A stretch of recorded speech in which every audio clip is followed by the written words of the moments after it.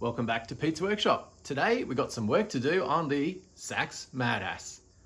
I don't think I've featured this bike at all on the channel here, but I've had this bike for quite a few years. I bought it as a non-runner. It was originally a 50cc motorbike.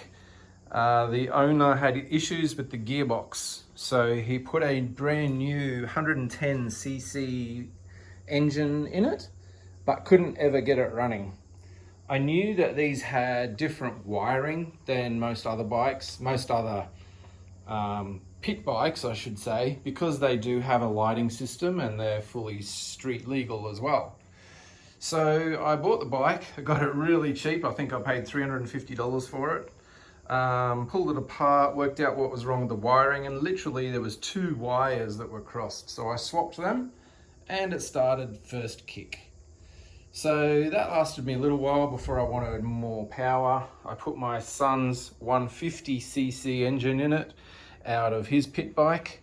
And since then, I've put a 190cc engine in it. So this is the Zongshen 190 or ZS 190. It's actually good because it's a 5-speed, which is a little bit different to most pit bikes.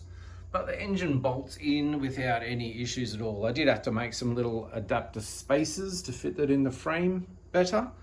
But it literally bolts in. There's no modifications to the actual frame or anything that is needed for that. So over its life, I've since put a new lighting kit in it, different stator, different wiring. I've re-geared it, so I've put a 39 sprocket on the back and a smaller sprocket on the front. I think it's a 15, I can't quite recall. I've done all the brakes up, serviced everything, but the engine, when I originally bought it, was actually broken. The Kickstarter, the gearbox lay shaft broke inside the engine, and but that's caused by a bit of an inherent problem with these engines. So they have a ignition module that's not really programmed very well. So that makes them really hard to start, and they are a high compression engine. So they're prone to backfiring, and that's exactly what causes the problem with the broken shaft. So when I first bought the engine, I actually had to put a new shaft in it and got it running no problems at all.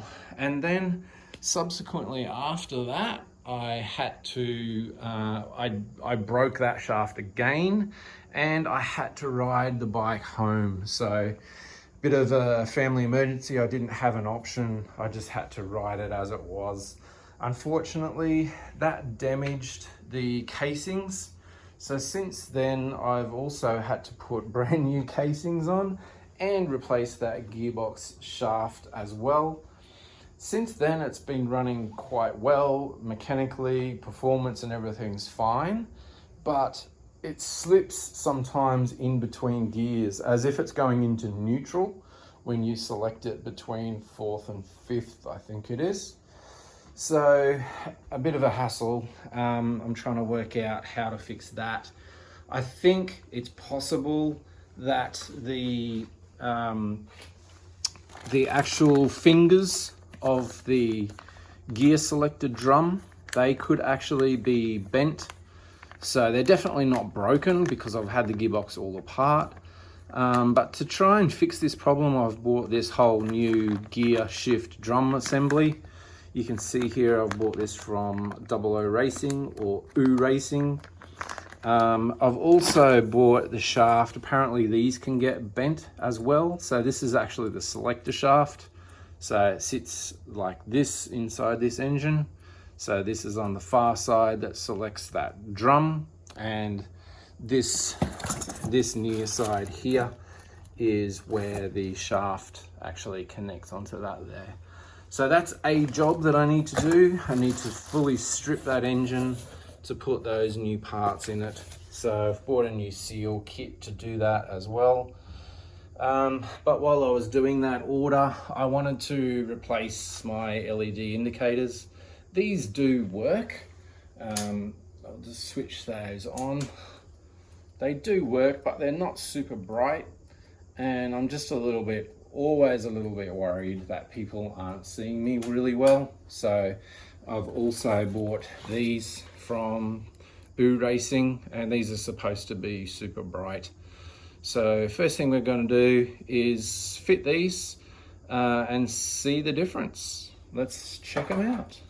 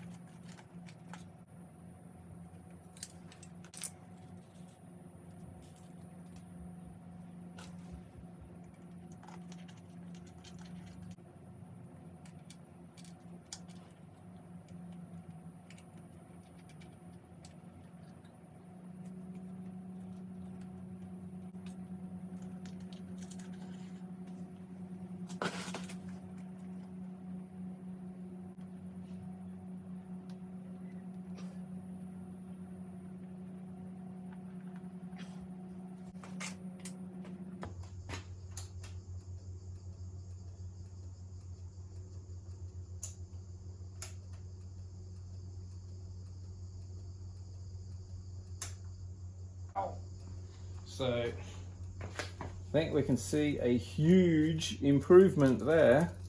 Very happy with that. That is amazing. Wow. Very good.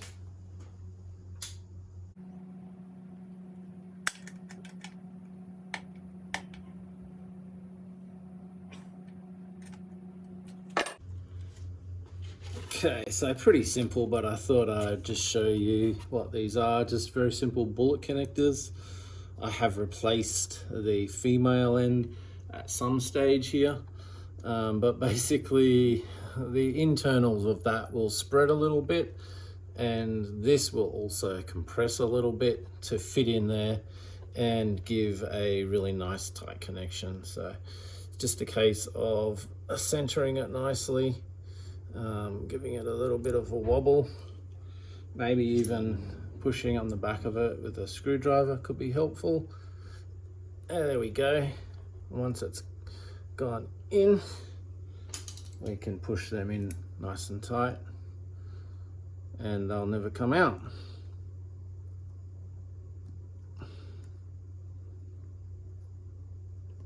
There we go.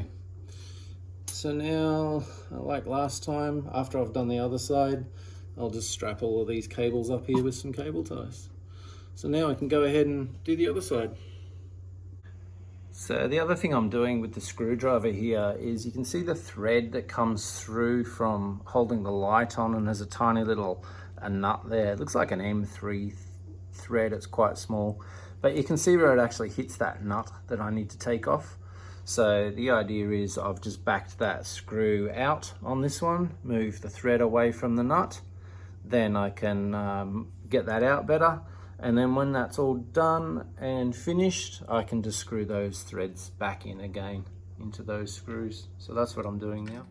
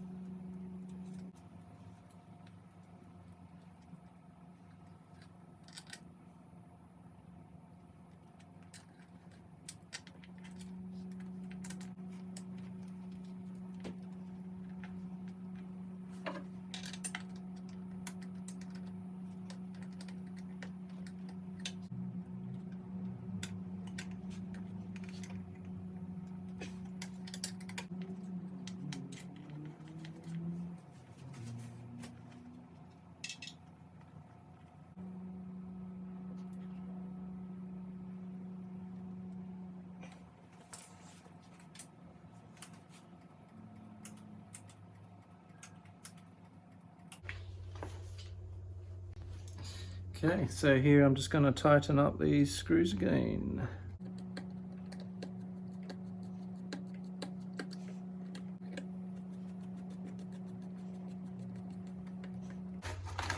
All right, let's neaten this up and get these cables protected and tied up.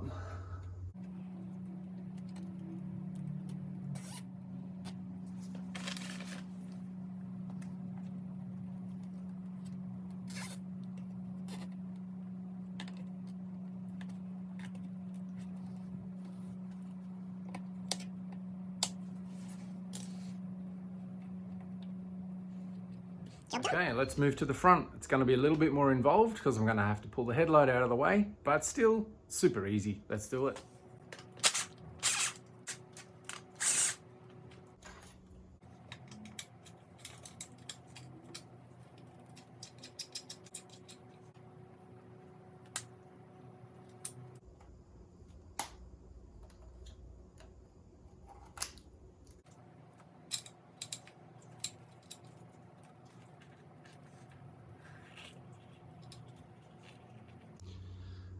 Just a little tip when you're doing this, just take note of the wire colors because they are LED lights. So there needs to be a positive and a negative. It does matter because it's an LED.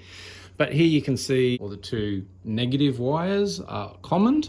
And then you've just got a blue wire and an orange wire. So make sure you just take note of which one goes where and you should be good as gold. So orange is on the left indicator.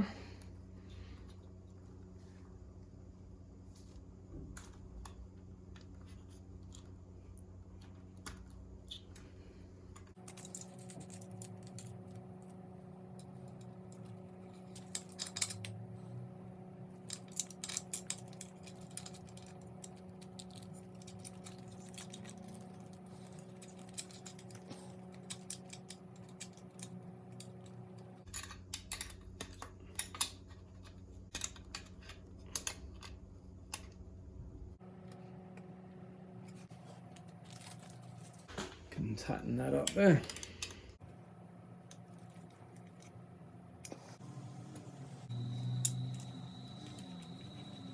So green is negative, orange is positive.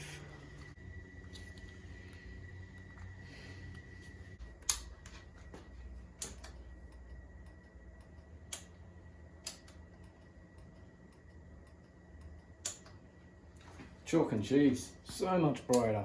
I'll be much happier riding a bike with that. That's awesome. Let's do the other one.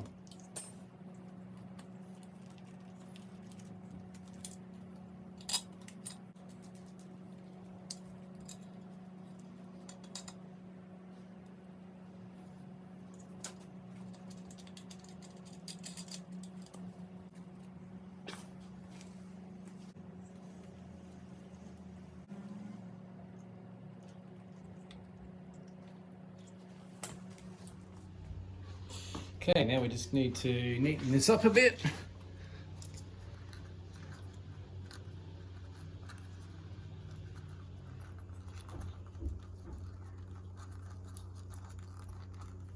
Okay, before I tie that up with some cable ties again, I better check it.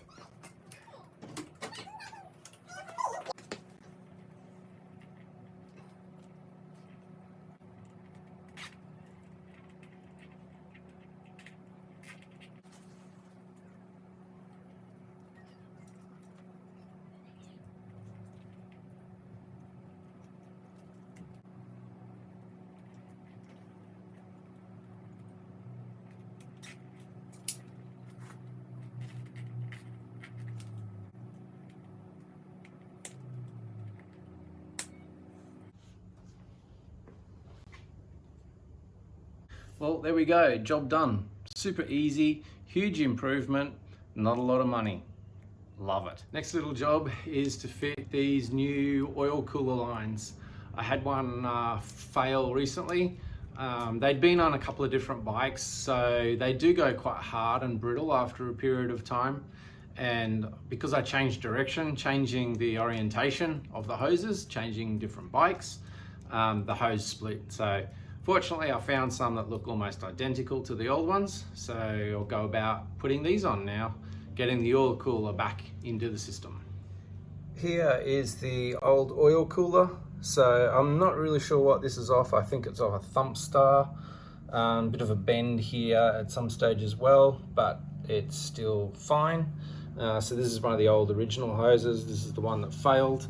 I did have some other hoses from a different kind of oil cooler that required a banjo fitting on the block and also another banjo fitting on the oil cooler.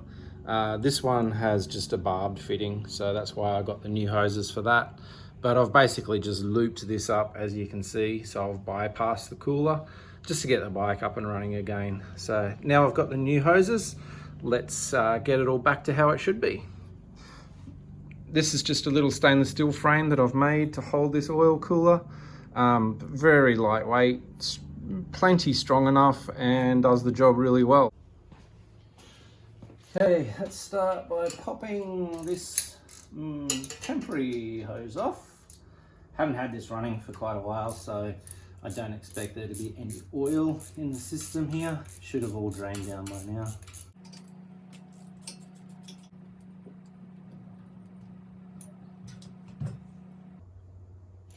Aluminium crush washers. Let's check out what comes with the new hardware kit. So this is the new hardware kit. So we've got a couple of hose clamps, new banjo bolts, and these nice new washers that have actually a little seal integrated into them as well.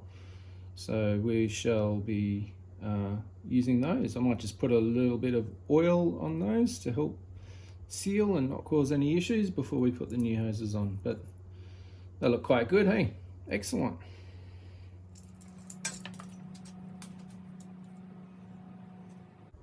Hopefully there's not too much oil inside that.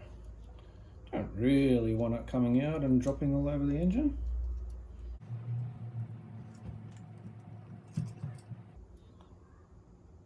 Bolts are only really just long enough, that's why I've put them on without any washers, but I am using Nylox, and they are rubber mounted as well.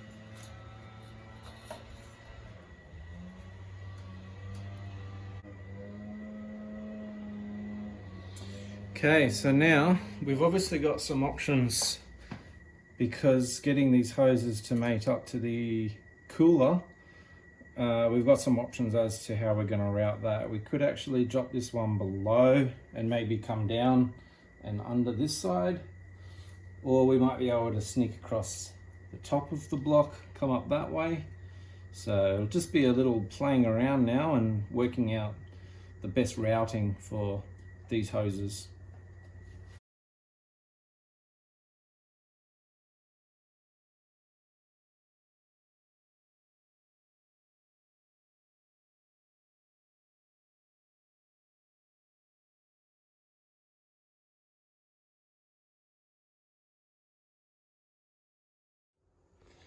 Okay, so there we go. We got the new hoses on, banjo bolts done up. So they are good to go. I've routed this one up and over this cable here, across the top of the block and over to this far side.